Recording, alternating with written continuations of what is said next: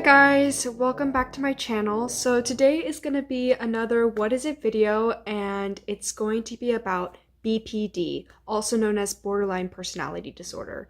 Now, I know I've made this video in the past, but I deleted it for several reasons. First of all, I didn't get to say everything that I wanted to about BPD because I have accumulated more research, so I wanted to remake that video, but also the sound quality was so bad that I really just wanted to make a fresh video of what BPD is and give you a more informative video about what borderline personality disorder is and all of that. So what is borderline personality disorder? It is basically a cluster B personality disorder that is characterized by unstable moods, unstable relationships, unstable sense of self, and unstable impulsivity. So what are the signs and symptoms of BPD and what are the diagnostic criteria?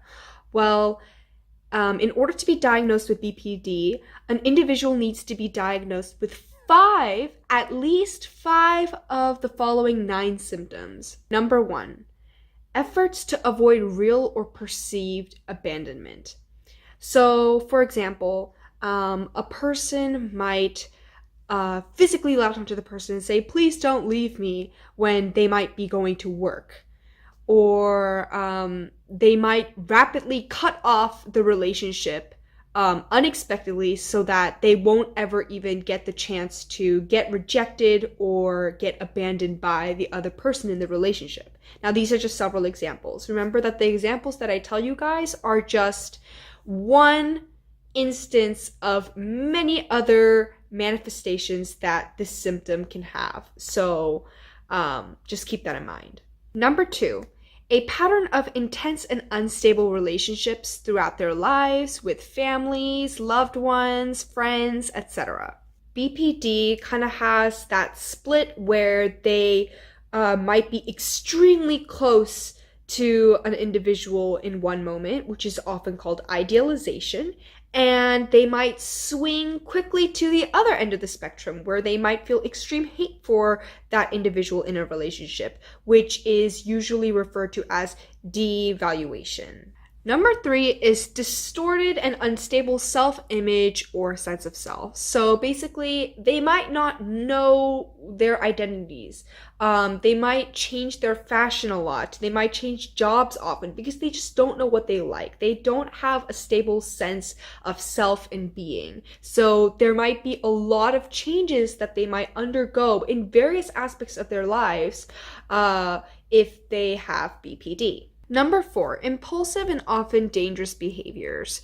For example, binge eating, unsafe driving, unsafe sex, substance abuse, and the list goes on. But there's one important caveat.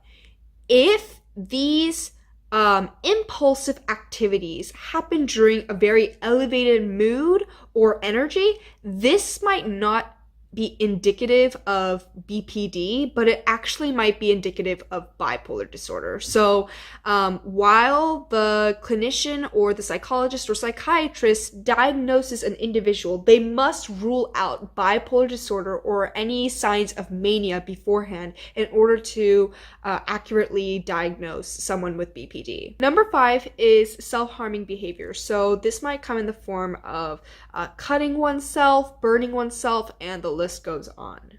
They might also have reoccurring thoughts of suicidal behaviors or threats. Number 6 is intensely and highly changeable moods. So their episodes and their lability of emotion can change from a few hours to a few days. So basically they have very unstable mood. They might be really, really happy, and then they might be really sad. They might be really irritable, and then they might be really numb. Like, they kind of are in an emotional roller coaster throughout the whole day. And the reason why this is different from bipolar disorder is because bipolar changes mood for sure, just like BPD. However, the duration is much longer. Usually the episodes last from about like a week or more. And that's not the case for BPD. Number 7 is chronic feelings of emptiness. Many people report that they feel this void, this gaping void inside of them, and they don't really know how to fill with it. And so that's why I kind of go back to the impulsive symptom, because they want to fill that void. They might fill it with dangerous stuff that might incite pleasure, such as unsafe sex, drinking and driving, or substance abuse. And so those symptoms might kind of go hand in hand in those respects. 8 is inappropriate and intense anger. So basically, they either have very, very huge outbursts of anger as an episode, or they often have a hard time controlling that anger. Also, a person with BPD can have a very difficult time trusting others. They might be very suspicious of others, and they also might have an irrational fear of other people's intentions as well. The 9th symptom is feelings of dissociation. So basically, some examples of this is that they feel like they're watching themselves from a third person point of view, as if they're watching themselves in a movie, or they feel cut off from themselves, detached, completely dissociated from their emotions. So it's basically this detachment from oneself that they usually feel. Now, what are the risk factors of BPD? Well, number 1 is family history. People who have a close family member or relative that has BPD are more susceptible in developing BPD later in their lives. Number 2 are brain factors. So studies have shown that people with BPD can have structural and functional changes in the brain, especially in the areas that control emotional regulation and impulse control. But it's not clear, however, whether the functional changes in the brain is what's causing the BPD, or if the BPD is causing those functional changes in the brain. So it's kind of the chicken or the egg phenomena here, but more research will come out and we shall see then. Number 3 is environmental, cultural, and social factors. So many people with BPD unfortunately report that they have gone through very traumatic events in their lives, such as sexual, emotional, or physical abuse. And others might have experienced very toxic relationships, or they might have experienced adversity during childhood. Basically, there is definitely an environmental component to potentially developing BPD in an individual. So what are some psychotherapy treatments of borderline personality disorder? Well, the most famous treatment is dialectical behavioral therapy, also known as DBT for short. This is by far the most effective treatment for BPD, and DBT was actually designed for BPD because the person who created it, which her name is Marcia Linehan, I believe, she has BPD herself, and she actually created DBT so that it can help others with BPD to go through exercises such as better emotional regulation, impulse control, etc. DBT can also help improve relationships, reduce self-destructive behaviors, and control very intense emotions, which are the major symptoms that are associated with BPD. Now, what are some medications? Well, so there's not one set medication just for BPD, but they can take medications according to the symptoms that they have. So, for example, if they feel psychotic, so if their dissociative symptoms get very, very bad, they might take antipsychotics. And some examples of antipsychotics can be Depixol, Haldol. Some of the symptoms that the antipsychotics might improve are mood dysregulation, poor general functioning, self-injury, illusions, psychotic episodes, hostility, assaultiveness, and the list goes on. And also, if their mood is changing very quickly and their mood is kind of out of whack, they might be prescribed mood stabilizers. And several examples of mood stabilizers can be Topamax, Lamictal, Depakote. And the symptoms that usually mood stabilizers can improve are unstable mood, anxiety, depression, irritability, and interpersonal problems. Now, antidepressants. So, antidepressants are kind of iffy for borderline personality disorder because although it is recommended in the guideline for the treatment of BPD, even current research shows that SSRIs, also known as selectively serotonin reuptake inhibitors, which are basically just a class of antidepressants that prevent the reuptake of serotonin, which basically increases the level of serotonin in one's brain. Sorry, I got off of track, but I just kind of wanted to explain what SSRI was in case you guys didn't know. Basically, in that research, it showed that SSRIs weren't as effective in treating the core symptoms of BPD. So now the primary use for SSRIs in BPD is if they have a co-occurring major depressive disorder. So if they basically have a comorbidity of major depressive disorder along with borderline personality disorder, they would be prescribed antidepressants.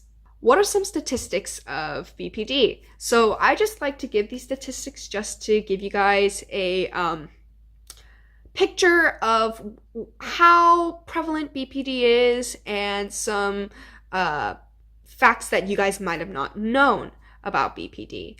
So I'm just going to read it off of here.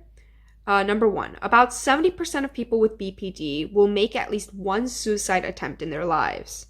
In addition, between 8 and 10% of people with BPD will commit suicide, and this rate is more than 50 times the rate of suicide in the general population. So this statistic basically shows a very strong link between BPD and suicide, so it is very serious in those regards. Number 2, it is estimated that 1.6% of the adult US population has BPD, but the number may be as high as 5.9%.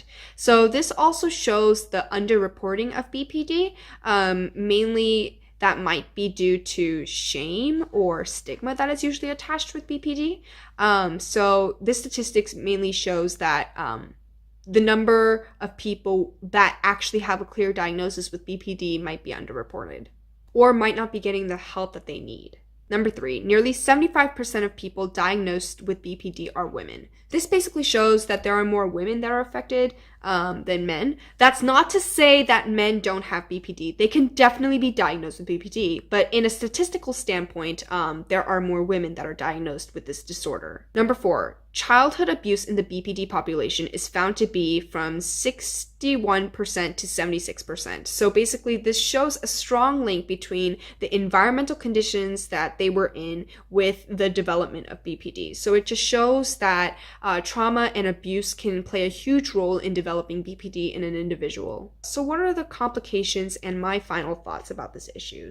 One caveat is that although this is not stated in the DSM-5 explicitly, BPD cannot be diagnosed to people under the age of 18 years old. And the reason why is because many therapists are skeptical of diagnosing this to adolescents and children because their personality hasn't been fully developed yet, and there might be more appropriate diagnoses and treatments that they might give, but at the moment, BPD really isn't diagnosed in the children and adolescent groups. Also, I just want to get rid of the stigma about BPD. Although people might go like, oh my gosh, that person might have a personality disorder. Oh my gosh, there's something inherently wrong with them. There's nothing inherently wrong with them. BPD is entirely treatable. I can't say that BPD is going to be like cured 100%, but people can actually get better through treatment and through psychotherapy and whatnot. So I feel like I also want to just decrease the stigma, because for any of you guys out there that are watching this that have BPD or have loved ones who are suffering from BPD, this is through no fault of their own. And I really want to decrease the stigma that's attached to BPD, because the stigma is what's causing people to not get help. And that's a huge problem. Because, like the statistics that I've shared with you before, there are a lot of complications that can result in not getting treatment, such as suicide, self harming behavior, impulsive, reckless actions that are very dangerous, which can actually endanger one's life. And there's just so many other complications that have to be accounted for. I just hope that this video can be an accepting and informative video out there for the people who are watching this that don't have BPD. I hope that this video made you guys understand more about what BPD is, and I hope that you guys can be more understanding to the people with BPD, because definitely while I was doing my research, I started to really respect people with BPD because they must be so brave and so strong to go through those ordeals that BPD can bring. And for the people with BPD and for the people who have loved ones with BPD, you guys got this. I believe in you, and BPD does not define you, and I hope that you all have a wonderful life ahead of you. Thank you for watching this video. If you liked it, please give it a thumbs up and subscribe to my channel down below. So I have been really busy lately, so that's why I couldn't really post that frequently, but things should be settling down and I might post more frequently than I do now. I don't know, let's see. But thank you so much for all your unconditional support and understanding, and I will see you in the next video. Bye, guys.